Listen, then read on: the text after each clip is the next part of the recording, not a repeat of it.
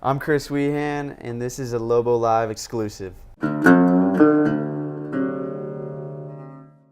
right, guys, I'm Chris Wehan. I'm here with head men's soccer coach Jeremy Fishbein. Coach, how's it going? Good to be here. It's good to see you in this role. Yeah, it's a different kind of role. Interviewer versus interviewee. Yeah, it's unique. So, Coach, I want to start off. Tell me, how did you get your start in coaching? I thought it was just about the season. I mean, this is you're going back a few years. I'm going back, Coach. This is stuff I don't know. Man, I don't think we have time to go into that. But it wasn't really my initial intention. I was living, I thought, short-term in Durango, Colorado, and was offered a position to manage some student housing and be an assistant soccer coach because they knew I had played, and got into it. Like I said, I was an assistant coach for 1 year, and that was it. Never have had a real job since. So now it's been quite a ride, quite a ride. You wouldn't consider coaching a real job? It's become a real job, but you get to wear shorts every day. You get to wear a baseball hat. You get to wear a T-shirt most days. It's a good job. It's when you sit back and really look at what you get to do on a daily basis, the people you get to be surrounded by, hopefully the impact you get to make. It's a wonderful job. At certain moments, it's stressful, it's painful, it's ups and downs, but I feel pretty blessed to make a living doing this. All right, Coach, you talked to us a lot about different quotes from other coaches. I think today we just heard a little bit of a Greg Popovich story. Who's a true mentor of yours in the coaching world? In terms of who I am and thinking about coaching, I think there's several people. Probably the guy who's maybe been the most instrumental in terms of leadership, in terms of athletics. I think you've met him, is my buddy Jim Callard. He was an Air Force pilot, a wrestler, and he was actually my first assistant coach. But a true leader, a leader of men, a guy who led by example, competitive athlete, but a compassionate person, and always put his athletes first. So I think that guy, Jim, who's still a good friend of mine, has been pretty instrumental. And then another guy, Dennis Sweeney, who's now a club and high school coach in Napa, California, who was a pretty great coach, and coached collegiately too. But you're influenced by a lot of people. And in terms of the coaches I had as a player, good and bad, you learn from them. But it's been an interesting road, and the longer you're in it, the older you get, which I guess it comes hand in hand, but the age of the players versus the coach changes, and I guess I'm not always aware of it as maybe you should be, that there is a generational gap at times, and as my two kids, I got two daughters, well, as you know, a 10th grader and an 8th grader. It's crazy to see that they're much closer in age to the players, than I am. And I think when you start out as a coach, you're probably more of a big brother, at least in my standpoint. I think I was only, 3-4 years older than guys, and now you're the same age as some of their parents. So that's been an interesting one, but it keeps you young, and you still like some of the music, some of the fashions, not all of it, but where were we? We digressed. What was the actual question?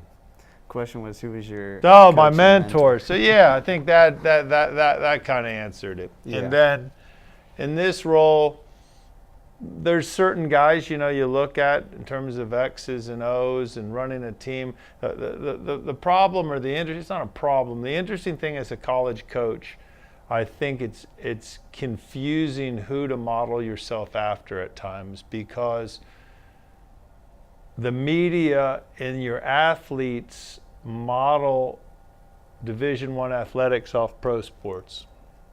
That to them, hey, that's the example. We're going to play like the pros. We're going to train like the pros. We're going to get treated like the pros. We're going to try to act like the pros. Well, in reality, you guys aren't pros. Yeah. You're student athletes, and my job is to prepare you for a successful life. Now, part of that is having success on the playing field. Guys want to be professionals. Yeah, that's part of my job, to give you those opportunities. But more importantly is to give you the skill set to be really successful. And I think we talk about it. And for some guys, yeah, they listen. Some it goes in one ear, out the other a little bit. But I think my proudest moments are seeing guys that I got to coach that are just really happy and successful and work, and see them get married and be fathers. It's that's very satisfying. So it's interesting with mentorship roles, because I think on one hand you want to look at professional coaches, but really that's a very different job than a collegiate coach. You know, our mentors should be great educators first and foremost. All right, Coach. Next question. This is a question that us players, myself, I've gotten a few times. From your perspective, what is it like to play for Coach Fishbein? Man, I don't know. I mean, it's been doing it here a while. I don't always know what guys think. I mean, if you had to guess. I mean, I'm having a good laugh a lot of the time. I mess around. You guys, I don't know if you think, the guys that know me know I'm not always super serious, but I hope I'm demanding of what's right and wrong. I hope the guys know that I care about them and that I'm there for them 24/7, whatever they need. I hope that. The job's changed here. The longer I've done it, the expectations, the economic environment, the job is very different than when I started at University of New Mexico. You know, I mean, you get into this because you love to be on the field, you love playing, you love coaching, you love getting after it, and things here have just grown, and it's become much more of a management job and delegating and community based and fundraising, and it's changed. You know, and I miss the early days, you know, aspects of it. But you know, with success of the program, you know, yeah, the demands change, but I hope the guys feel I'm loyal and I care about them. You know, you get distracted at times. You get pissed, I think, when guys don't seize the opportunity or take advantage of things. I try not to be a selfish person in terms of the team, you know, in terms of the results, or I guess it's results as how it affects me or how I interpret, you know, it reflects on myself as the head coach. You just want guys to seize the opportunity, because it's a pretty special time. Yeah. All right, so let's change gears a little bit. We're sitting 5-3 right now. Unfortunately, 0-1 in conference play. We got FIU coming up. One thing you want to see out of this game on Friday?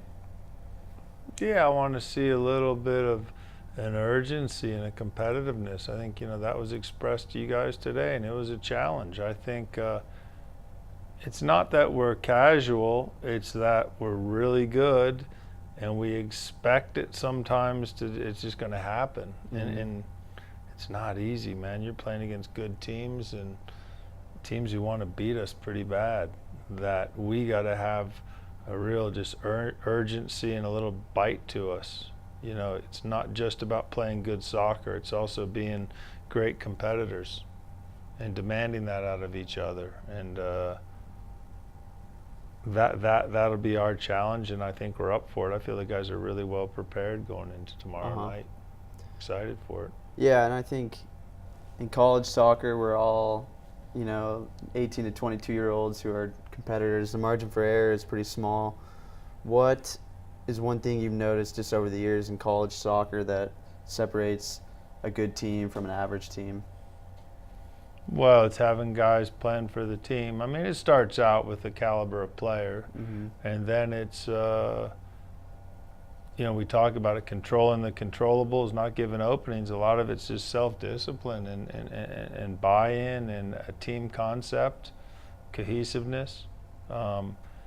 What's changed is, especially here, guys come in with some different motives, and it's not that they don't care about the team or care about school, but there's a lot of guys that come in who want to be professional players. They want to represent their country at the national team level, and it does take away a little bit from the team aspect, that everything's about the team and everything's about your university and getting your degree. And that has changed a little bit in terms of management of players and recruiting. So, those are challenges, but we can't get away from what makes you successful, and that's being a team, having great leadership, and having a single-minded focus to each and every game. Yeah. I couldn't agree with that more. All right, so I know I can think of, being in my 5th year, I can think of some memories where I've probably seen you at your highest in terms of celebrating a win. Can you talk or walk me through maybe some of your best memories just on the field, not off the field, just on the field here at UNM? We've had a lot of big wins here. We've had a lot of big wins, 2 Final Fours, 5 Sweet 16s. Yeah, we've had some big ones, beaten several number 1 ranked teams here. I mean, those are all good memories. I mean, I think the first real significant win we had was, it's like 2004. We beat Indiana. They were number 1 in the country, and they were out here, and we beat them in overtime. That was probably the first significant one. And then, 2005 was the first Final Four, which was kind of a blur. They were good wins, but my dad passed away that year in October, so that run wasn't probably as enjoyable as you would have hoped. But we've had a lot of big wins here, and what some people may think was a real big one, like that Elite 8 over Washington you played in that game. I mean, it's bittersweet. You beat a team that was coached by a friend and former assistant coach. So as much as it was fun, like I said, it was somewhat bittersweet. But big games, the biggest ones are the ones when you're not really expected to win, and we expect to win, and are expected to win most games. So sometimes it's the relief of not losing is maybe bigger than the pleasure of winning, and that's it's just the reality of it. Yeah. All right, Coach. So 2016. I just found out you've been here 15 years now. What's a goal of yours finishing out this season? What's one thing that will make it a good year for you? I think you got to be careful, because for me, yeah, you can set some goals, but hey, the reality is we got to be good tomorrow night. Got to be at our best. And that's not saying that we got to win. We got to be at our best. And when you build a team and train a team, you feel that if you're at your best, you're going to get the results most of the time. Not every time, but most of the time. So it's a cliche of sorts, but I'm really just focused on the present, one game at a time. I mean, in your mind, you have some things that at a minimum you want to achieve. I think we say, yeah, we want to be in the NCAA tournament. We want to compete to win the conference championship. But to achieve either of those, yeah, you got to be good tomorrow. So that's really kind of where I am about the present with this team, and that we stay very unified. guys that aren't playing, we've got to keep them on task and let them know how important they are to this team and the role they play. But I feel we're in a good spot. You know, you don't want to be 5-3. You like to be 8-0. But we've been pretty good all 8 games. Mm-hmm. So that's not the exciting answer in terms of goals, but I'm ready for tomorrow night. Yeah, so am I. All right, Coach. Thanks for your time. Okay, pretty good interviewer.